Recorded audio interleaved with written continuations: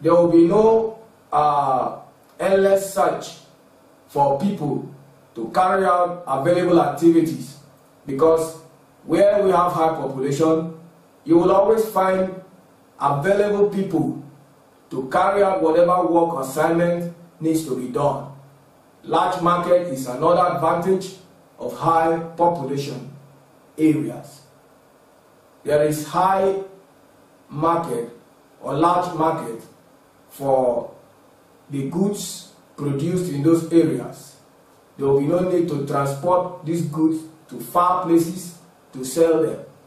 The population will be enough to some extent to buy the goods produced in those areas. And now there will be quick information dissemination. Where there is high population in an area, information will be quickly disseminated or transferred from one person, one area to another. Now there is unity. In an area as Lagos, Kano, etc. mentioned earlier, you find out that people from different backgrounds, tribes, find themselves in these areas, and this enhances unities, so that people from different culture and background come together and live together in a place. That is unity. Defense. Defense is another advantage of high population. However, this is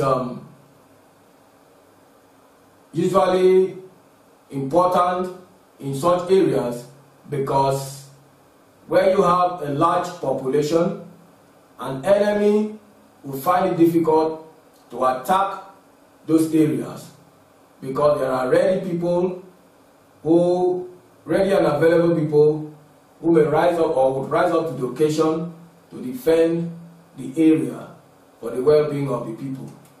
Now, in as much as they have advantages, they also have disadvantages, and we'll look at their disadvantages. Disadvantages of high population. Areas of high population will experience pressure on the natural resources. Everyone will want to partake, or will want to enjoy, or will want to have a part of the resources available in those areas, thereby mounting pressure on the resources. And there is also increase in crime rate. Highly populated areas are bound to experience numerous crime in those areas because of the high population, and people will always have one or two things to do in order to get ends meet. As a result of that, it will result into criminal activities and what have you. Insufficient food may also arise in highly populated areas. The high influx of people to the area will lead to lack or insufficient or inadequate food for the teeming population of those areas. Unemployment or unemployment may set in. That is another disadvantage of highly populated areas. Underemployment here is an overqualified individual performing a job that is below his or her qualification. And this usually sets in as a result of high population, because there will be many people with similar or even better qualifications who are looking for the same job or the same opportunities for employment. So high population will lead to unemployment and at times underemployment. There is usually inadequate housing. A high population will lead to inadequate housing. People will not have good housing facilities to dwell in because the teeming population in those areas has led to this. Traffic congestion is another disadvantage. It is common in highly populated regions. Take for instance Lagos.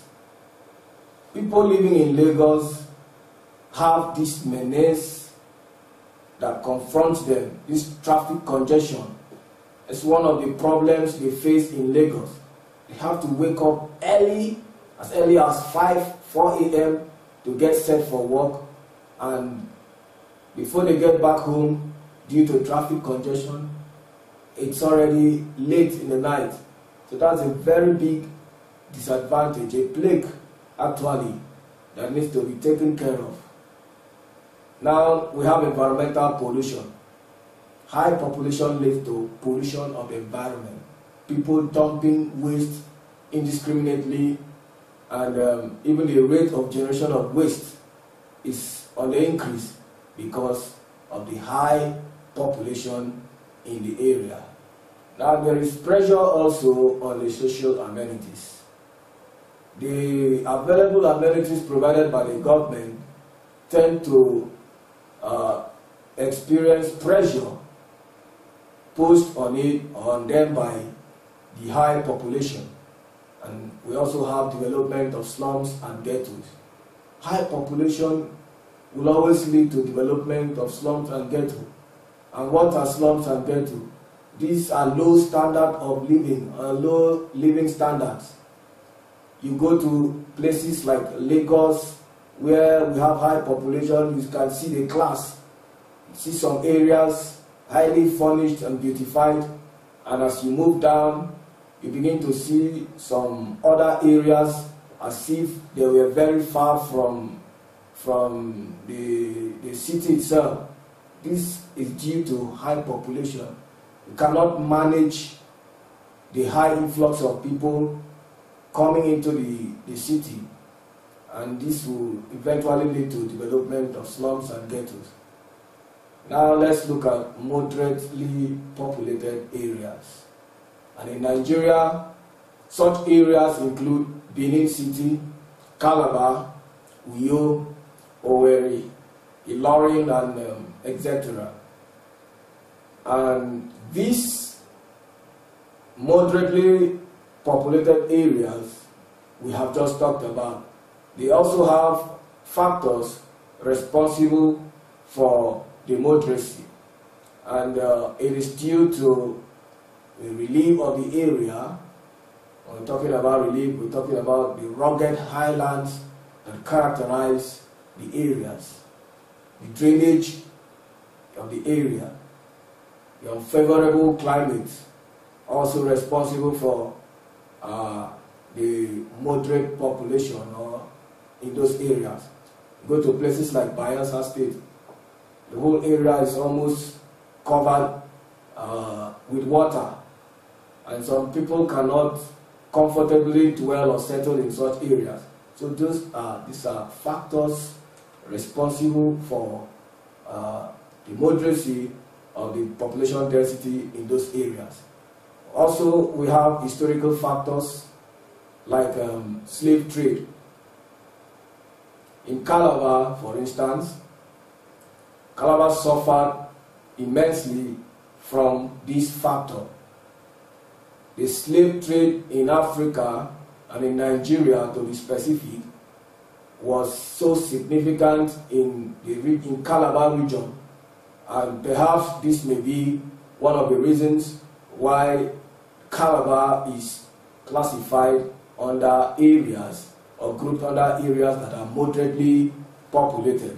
That's why you can still see some materials in Calabar, in the Calabar Museum, that will remind you or will tell you so much about the history or the events that happened during the era of slave trading in Nigeria.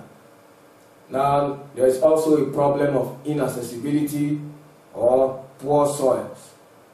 Most of these areas, like I talked about, like in Bayelsa, the soils are poor because of at times contamination from the crude oil, and thus agricultural activities may not really be effective in those areas. Thus, people who would have settled there would find somewhere else to settle because these activities cannot be carried out effectively in those areas, leading to a moderate population density in the area.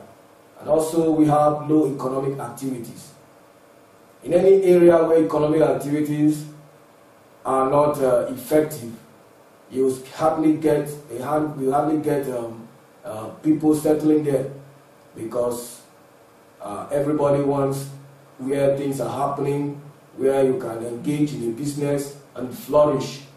So these and many more are factors responsible for moderate population in the aforementioned areas.